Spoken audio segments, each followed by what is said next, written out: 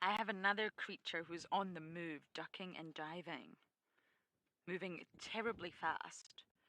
I'm not being sarcastic, this is very fast. Look at the little guy go! It's so wonderful to see one. This really is a huge sign that it's been raining. And it's a good sign. You're moving very fast. Slow down. Oh, it's going to be a bit tricky. Oops.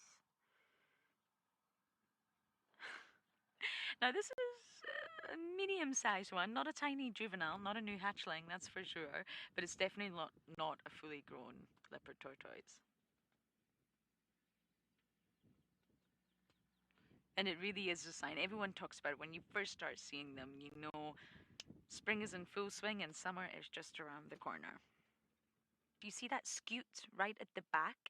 Each little scale you can call scutes, and they have a specific name. It's not just sort of a random shell. And that little back scute is basically covering the sort of genitalia area. So it makes it a little bit difficult to actually sex them. The easiest way to do that without turning it on its back is to look for the tail. Now, a fully grown adult male will have a long tail. Female will have a very short one. And that's really similar to turtles in the ocean. Not easy to identify for juveniles at all. But for adults, you can. When you look at a turtle, hawksbill, green, any of them, the males will have a big, fat, huge tail. And I mean, you can't miss it. If you do miss it, then you need to possibly think about getting some glasses. But this is a young one, so I think it would be really difficult to tell. How you would be able to tell would be to turn it over on its back, which we absolutely wouldn't do.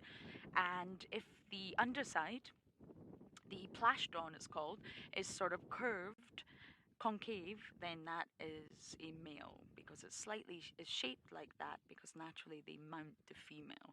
So if it was a rigid plastron that was really, really flat, it's going to make for slightly awkward copulation.